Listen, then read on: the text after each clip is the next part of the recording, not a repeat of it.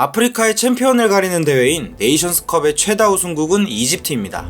2006, 2008, 2010년에 열린 대회에선 전례 없는 3회 연속 우승에 성공하며 아프리카의 축구 강국으로 자리 잡고 있었죠. 하지만 그것도 잠시 이집트 축구는 쇠퇴의 길을 걷게 됩니다. 2012년 2월 1일 이집트 리그 경기 도중 폭동이 일어나며 74명이 사망하고 수백 명이 부상을 입는 참사가 일어났고, 또한 그 다음 해엔 나라의 쿠데타가 일어나 2년 내내 제대로 된 시즌을 치를 수 없었죠. 하지만 폐허 속에서도 꽃이 피듯 나라가 어지러운 상황 속에서도 이집트의 한 축구 선수는 아랑곳하지 않고 자신만의 전설을 써내려가기 시작했습니다. 여느 유소년 선수들이 대부분 그렇듯이 살라 또한 오직 축구 선수가 꿈이었던 어린 소년이었습니다. 그로 인해 포기하고 싶을 정도로 힘든 시기가 있어도 꿈을 위해 묵묵히 버틸 수밖에 없었는데요. 이야기는 살라가 14살이 되었을 때부터 시작됩니다. 2006년 집 근처에서 축구 생활을 해왔던 살라는 본격적으로 계약을 하며 아랍 컨트랙터스라는 클럽으로 가게 됐습니다. 하지만 이 계약을 맺은 후부터 살라의 하루 일과는 웬만한 어른들도 버티기 힘든 수준으로 변해버렸는데요. 항상 아침마다 학교에 7시까지 등교하되 2시간만 있다가 9시엔 버스를 타고 클럽의 훈련장으로 출발해야만 했습니다. 심지어 그 거리는 5시간이나 걸리는 대장정이었고, 이마저도 버스 한 번만 타서 가는 게 아니라 3-4번을 갈아타야만 했죠. 그렇게 훈련을 마치고 밤 10시가 넘어서 다시 집으로 돌아오면 그때서야 비로소 길고 길었던 하루 일과를 끝마칠 수 있었습니다. 4년 동안 이어온 이런 여정은 어린 소년에게 결코 쉽지 않은 생활이었겠지만, 살라는 마음속에 항상 축구 선수가 되지 못할 수도 있다는 두려움을 가지고 있었고, 그럴수록 더욱 축구를 위해 모든 걸 바쳤다고 합니다. 그렇다면 이제 주제를 바꿔서 경기장 밖이 아닌 안에서의 살라에 대해 한번 이야기해볼까요? 살라의 유소년 시절 포지션은 우리가 지금 잘 알고 있는 오른쪽 윙포워드가 아닌 왼쪽 풀백이었습니다. 한 번은 16세 이하 경기에서 왼쪽 풀백으로 출전한 살라가 드리블을 통해 상대 선수를 뚫어내고 1대1 찬스를 여러 번 만든 적이 있었다고 합니다. 그 과정에서 한 골을 넣긴 했는데 그 외에 1대1 찬스를 무려 5번이나 놓쳤었다고 하죠.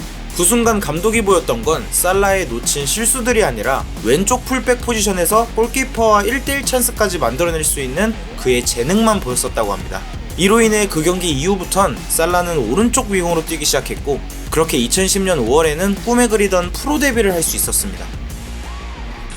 시간이 흘러 2012년엔 살라와 이집트 모두 큰 변화를 겪게 됩니다. 앞서 말한 포트사이드 참사로 인해 많은 사상자들이 발생하는 사건이 터졌고, 그로 인해 리그는 전면 중단에 이르기까지 상황은 심각했죠. 동시에 뛸 기회를 잃어버린 선수들도 큰일 난 건 마찬가지였고, 살라 또한 그 중 하나였습니다.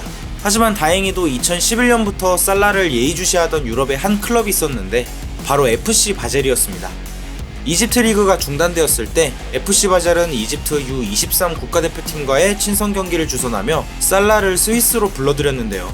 살라는 그 경기에서 보란듯이 멀티골을 넣으며 이집트 팀의 승리를 도왔고, 동시에 바젤은 그런 재능을 놓치지 않고 영입하기로 마음먹게 되죠.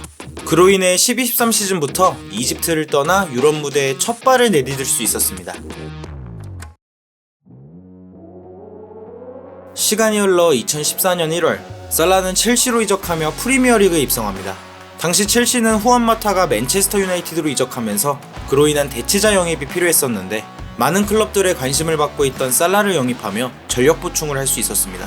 살라는 그동안 바젤에서 리그 우승도 경험하며 인상적인 활약을 보여주고 있었는데, 더 재밌는 사실은 바젤에서 보낸 2시즌 모두 유럽 대항전에서 만난 첼시를 상대로 살라는 항상 골을 넣었다는 점이었습니다.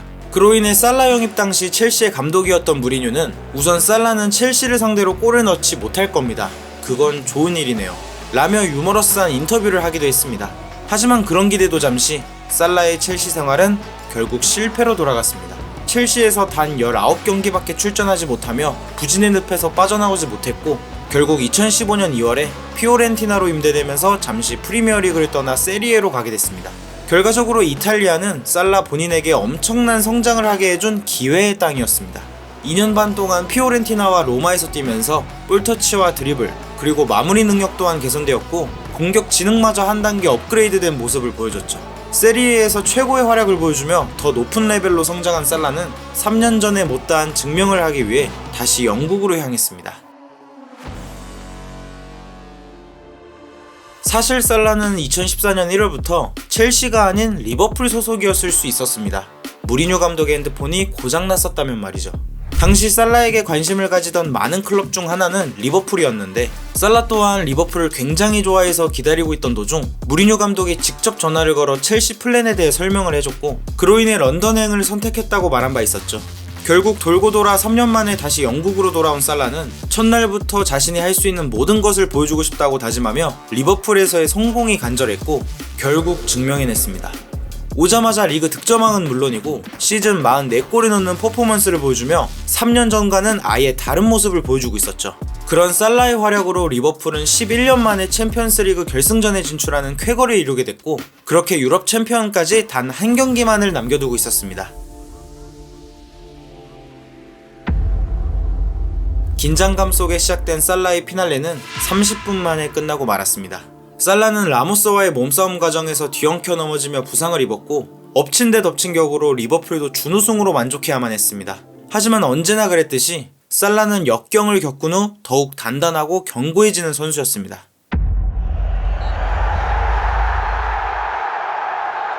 그 다음 시즌에 살라는 결국 비기어를 들어올렸고 또 그 다음 시즌엔 기어코 프리미어리그 우승에도 성공하며 다시 한번 트로피를 들어올릴 수 있었습니다. 그렇게 살라는 리버풀에서 7시즌 연속 20골 이상을 득점한 구단 최초의 선수가 되었고 이는 리버풀의 다른 스트라이커조차 하지 못한 대기록이었습니다. 그러다 보니 살라는 프리미어리그 역사상 아프리카인으로서 가장 많은 골과 어시스트를 기록한 선수가 될 수 있었고 동시에 리버풀의 상징적인 선수가 되어가고 있었습니다.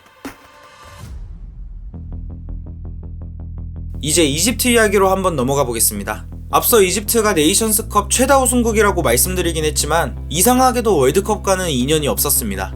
1990 이탈리아 월드컵에 나간 이후로 단 한 번도 본선 무대를 밟을 수 없었죠.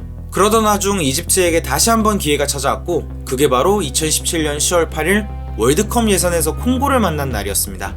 이 경기에서 승리한다면 이집트는 28년 만에 월드컵 진출에 성공할 수 있었고 만약 비기거나 패배한다면 다음 경기에서 가나를 상대해야만 했습니다.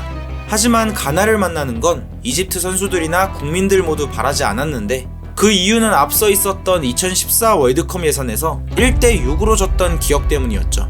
그래서 반드시 이 경기를 잡고 월드컵 진출을 확정시키는 게 바로 이집트의 플랜이었습니다. 63분에 살라가 선제골을 넣으며 승기를 잡아갔지만 종료 직전 87분에 동점골을 허용하며 이집트의 분위기는 급속도로 가라앉았습니다. 하지만 후반 추가 시간 마흐무드 트레제게가 극적인 PK를 유도해냈고 키커는 바로 모하메드 살라였습니다. 넣으면 영웅, 못 넣으면 역적이 될 수도 있는 상황 속에서 살라는 영웅이 되는 길을 택했습니다. 그렇게 살라는 28년 만에 조국을 월드컵으로 진출시켰고 이 경기는 훗날 이집트의 역사책 한 페이지에 장식될 경기로 남게 됐습니다. 이렇듯 이집트 축구를 다시 세계 무대로 끌어올린 선수이자 이집트인도 축구계에서 세계 최고의 선수들과 경쟁할 만큼 훌륭할 수 있다는 걸 몸소 보여준 국민적 영웅. 지금까지 모하메드 살라 이야기였습니다.